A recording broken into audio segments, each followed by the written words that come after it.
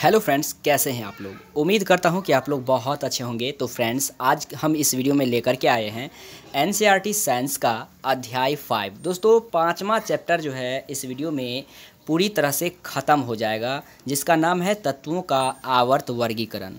पूरा डिस्कशन करेंगे इस वीडियो में। चलिए इस वीडियो को शुरुआत करते हैं। बट उससे पहले यदि आप हमारे चैनल को सब्सक्राइब नहीं किए हैं तो चैनल को सब्सक्राइब कर लें और साथ में बेल आइकन को दबाना ना भूलें। तो चलिए शुरुआत करते हैं। दोस्तों, पहला क्वेश्चन है, आवर्त सारणी में बाईं से दाईं ओर जाने पर प्रवृत्तियों के बारे में कौन सा कथन असत्य है। तो पहला है, तत्वों की धात्विक प्रकृति घटती है। दूसरा है यानी बी ऑप्शन, संयोजकता इलेक्ट्रॉन की संख्या बढ़ जाती है। तीसरा ऑप्शन है, परमाणु आसानी से इलेक्ट्रॉन का त्याग करते हैं। चौथा ऑप्शन है, इनके ऑक्साइड अधिक अम्लीय हो जाते हैं। तो दोस्तों, इसका आंसर हो जाएगा, जैसा कि आप लोगों को पता है, ऑप्शन सी इसका आंसर हो जाएगा। परमाणु आसानी से इलेक्ट्रॉन का क्या करते हैं, त्याग करते हैं। दोस्तों, तो पूरा चैप्टर, कंप्लीट चैप्टर मैं इस वीडियो में आप लोगों को कराने वाला हूँ। यदि इतना ही क्वेश्चन जितना मैं आप लोगों को इस वीडियो में कराने वाला हूँ, एनसीईआरटी का टोटल क्वेश्चन मैं आप लोगों को इस वीडियो में कराने वाला हूँ, यदि ये आप कर लेते हैं तो दोस्तों 2021 के एग्ज़ाम में आपको कहीं दिक्कत नहीं होगा। मैं सारा ऑब्जेक्टिव और सब्जेक्टिव क्वेश्चन इस वीडियो में डिस्कशन करने वाला हूं। ठीक है, तो चलिए नेक्स्ट क्वेश्चन को देख लेते हैं। Question number 2। दोस्तों, क्वेश्चन नंबर 2 कुछ इस प्रकार से है, तत्व X HCl2 सूत्र वाला एक क्लोराइड बनाता है जो एक ठोस है तथा जिसका गलनांक अधिक है। आवर्त सारणी में यह तत्व संभवतः किस समूह के अंतर्गत होगा। तो 4 ऑप्शन दिया है। ऑप्शन ए में है Na यानी कि सोडियम, ऑप्शन बी में है Mg, ऑप्शन सी है Al, ऑप्शन डी है Si। तो इसका आंसर क्या हो जाएगा, ऑप्शन बी। ऑप्शन बी हो जाएगा, यानी कि Mg। मैं आप लोगों को उत्तर भी दिखा दिया हूँ। ठीक है, तो उम्मीद करता हूँ वीडियो आपको पसंद आ रहा होगा। वीडियो पसंद आया तो वीडियो को लाइक ज़रूर कीजिएगा दोस्तों, और हमारे चैनल पर नए आए हैं तो चैनल को ज़रूर सब्सक्राइब कर लीजिएगा, क्योंकि इस चैनल पर रोज़ाना आप लोगों को कंप्लीट वीडियो सोल्यूशन देखने को मिलेगा। ठीक है दोस्तों, तो चलिए दोस्तों नेक्स्ट क्वेश्चन देख लेते हैं। Question number 3। क्वेश्चन नंबर 3 कुछ इस प्रकार से है, किस तत्व में 2 कोष हैं तथा दोनों इलेक्ट्रॉन से पूरित हैं। ये क्वेश्चन है दोस्तों। तो इसका आंसर क्या हो जाएगा, यहाँ पे आंसर है, देखिएगा, ऑप्शन ए का, यानी कि नियॉन तत्व है जिसमें 2 कोष हैं तथा दोनों इलेक्ट्रॉन से पूरित हैं। और दूसरा क्वेश्चन है, जिसका इलेक्ट्रॉनिक विन्यास 282 है वह क्या होगा। तो ऑप्शन बी में देखिए, मैग्नीशियम Mg तत्व का इलेक्ट्रॉनिक विन्यास 282 होता है। तो इसका आंसर क्या हो जाएगा, मैग्नीशियम।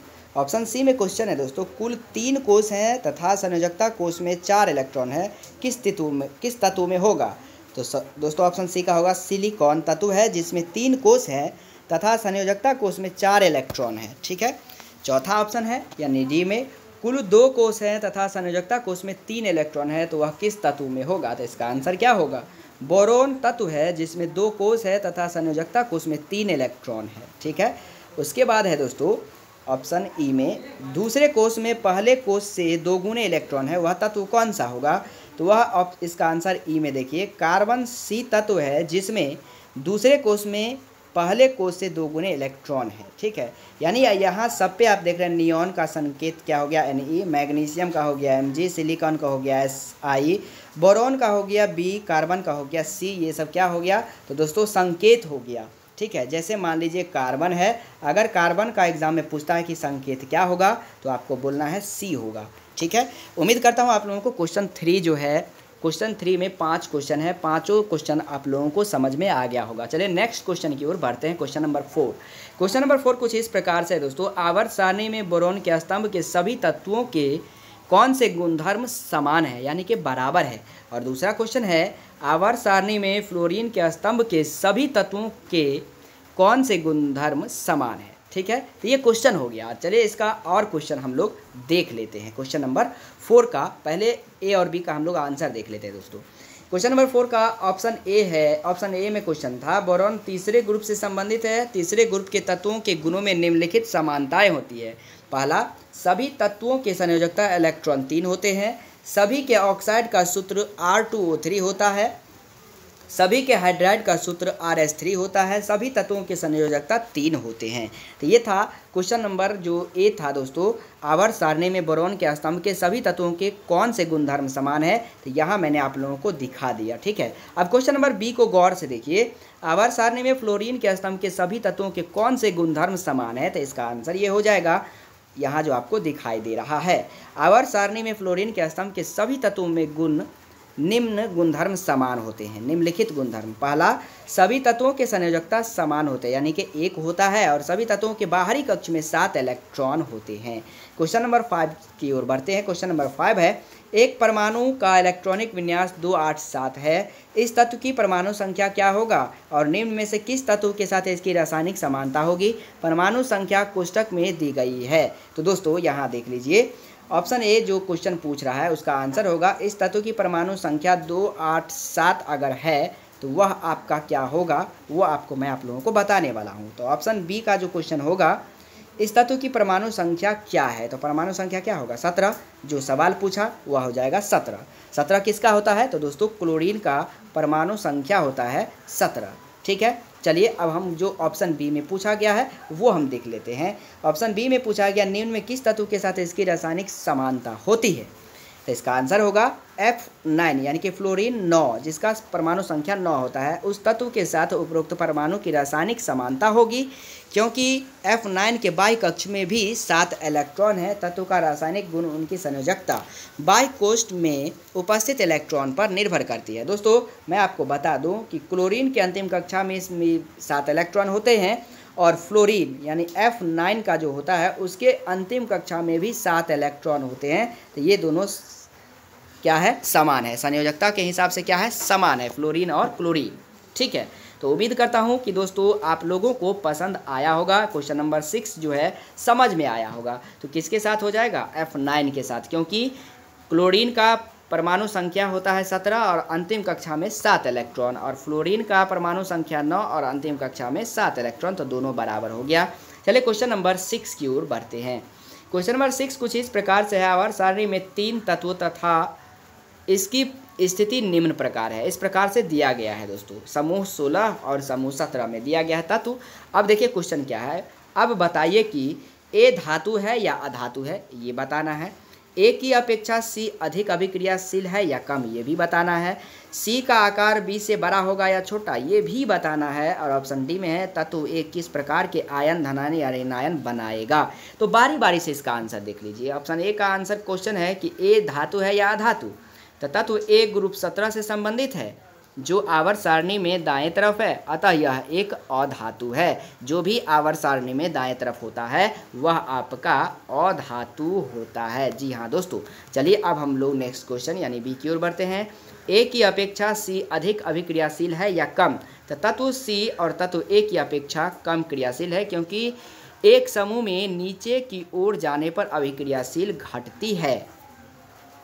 और सी में कहता है, ऑप्शन सी में, सी का आकार बी से बड़ा होगा या छोटा। तो इसका भी आंसर देख लेते हैं दोस्तों।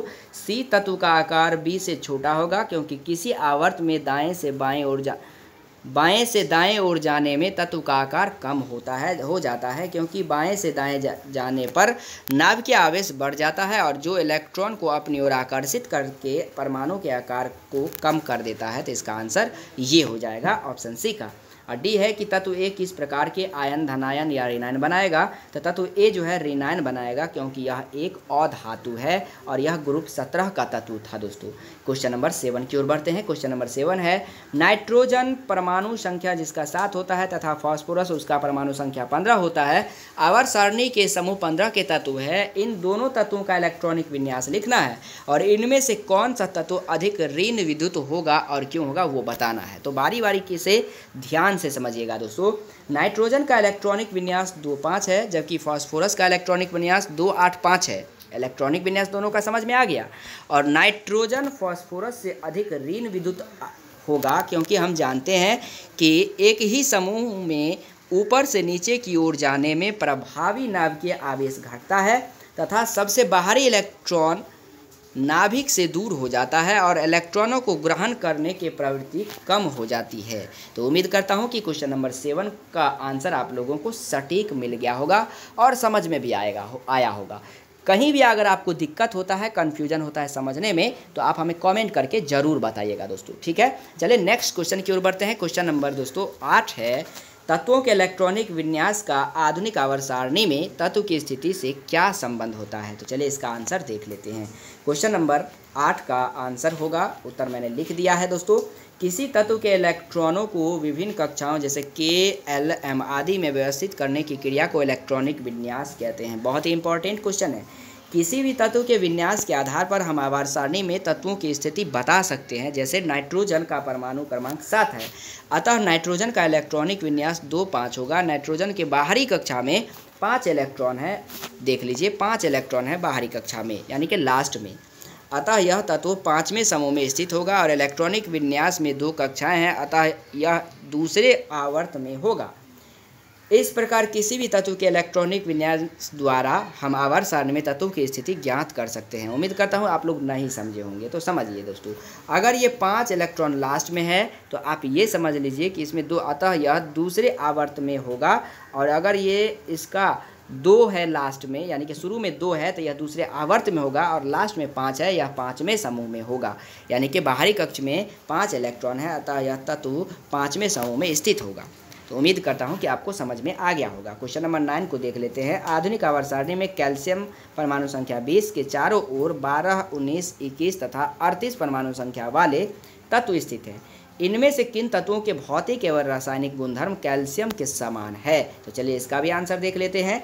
आधुनिक आवर्त सारणी में क्वेश्चन ये हो गया, इसका आंसर होगा आधुनिक आवर्त सारणी में कैल्शियम के चारों ओर 12, 19, 21 तथा 38 परमाणु संख्या वाले तत्व स्थित है। इनमें से सिर्फ परमाणु संख्या 19 तथा 21 वाले तत्वों के भौतिक गुण ही कैल्शियम के समान होंगे, क्योंकि इनका द्रव्यमान जो होता है दोस्तों, कैल्शियम के परमाणु द्रव्यमान के समतुल्य होता है और द्रव्यमान समान होने पर भौतिक गुण समान होते हैं। इनमें से सिर्फ परमाणु संख्या 12 तथा 38 वाले तत्वों के रासायनिक गुण ही कैल्शियम के समान होंगे, क्योंकि ये कैल्शियम के समूह में हैं और कैल्शियम में उपस्थित संयोजकता इलेक्ट्रॉन की संख्या इन तत्वों के संयोजकता इलेक्ट्रॉन की संख्या के बराबर होता है, यानी कि समान होता है। क्वेश्चन नंबर 10 है दोस्तों, आधुनिक आवर्त सारणी एवं मेंडलेव की आवर्त सारणी में तत्वों की व्यवस्था की तुलना कीजिए। ये दीर्घ उत्तरीय प्रश्न है और बहुत ही इंपॉर्टेंट है, मोस्ट VVI क्वेश्चन है। इन क्वेश्चन को आप लोगों को बहुत ही शानदार तरीका से कंप्लीट करना लेना चाहिए 2021 के लिए एग्जाम के दृष्टिकोण से दोस्तों। चलिए इसका आंसर बारी बारी से समझ लेते हैं। तो इसका आंसर होगा, मेंडलेव की आवर्त सारणी के अनुसार तत्वों के गुणधर्म उनके परमाणु भार के आवर्त फलन होते हैं। इस सारणी में 8 समूह तथा 6 आवर्त है। इस आवर्त सारणी की निम्नलिखित सीमाएं होती है। हाइड्रोजन तत्वों को सारणी में उचित स्थान नहीं दिया गया है। समस्थानिकों को सही ढंग से व्यवस्थित नहीं किया गया है। एक समस्या यह भी थी कि जब हम एक तत्व से दूसरे तत्व की ओर बढ़ते हैं तो उनके परमाणु द्रव्यमान नियमित रूप से नहीं बढ़ता है, इसलिए यह अनुमान लगाना कठिन हो जाता है कि तत्वों के बीच कितने तत्व खोजे जा सकते हैं। तो दोस्तों ये था आपको मेंडलीव का आवर्त सारणी, ठीक है। समूह में देख इसमें बताया गया है कि 8 समूह होता है और 6 आवर्त होता है, लेकिन रियल में अब दोस्तों अब जो है आपको 9 समूह मिलेगा और 7 आवर्त मिलेगा। अगर आपको एग्जाम में ऑप्शन में पूछा जाता है कि मेंडलीव के आवर्त सारणी में कितने समूह होते हैं, तो आपको 9 बताना है और कितने आवर्त होते हैं तो 7 बताना है। अगर दीर्घ उत्तरीय में आपको 8, 6 लिखते हैं तो गलती नहीं होगा, क्योंकि पहले ये होता था, ठीक है दोस्तों। अगर आपको ऑप्शन में अभी पूछता है कितने समूह, तो आपको 9 बताना है, आवर्त कितना तो 7 बताना है, ठीक है। चलिए इसका हम अब देख लेते हैं। जबकि इसके विपरीत था, आधुनिक आवर्त सारणी के अनुसार तत्वों के रासायनिक गुणधर्म उनके परमाणु क्रमांक के आवर्त फलन होते हैं। इस सारणी में 18 समूह तथा 7 आवर्त बनाए गए हैं तथा कुछ तत्वों जैसे लैंथेनाइड एवं एक्टेनाइड के लिए अलग से भी स्थान दिया गया है। आधुनिक आवर्त सारणी में उत्कृष्ट गैसों के अक्रिय व्यवहार को देखते हुए उन्हें भी उचित स्थान दिया गया है।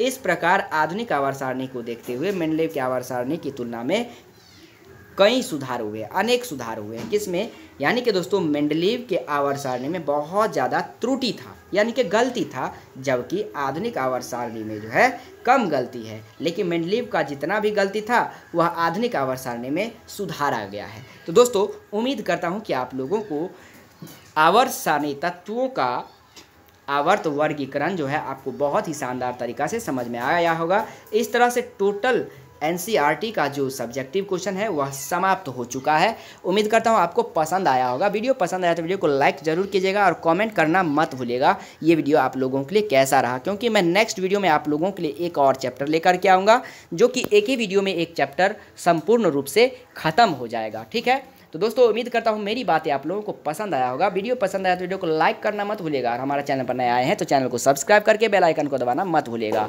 और अपने दोस्तों के साथ ज़्यादा से ज़्यादा शेयर कीजिएगा। तो मिलते हैं नेक्स्ट वीडियो में, तब तक के लिए जय हिंद, वंदे मातरम।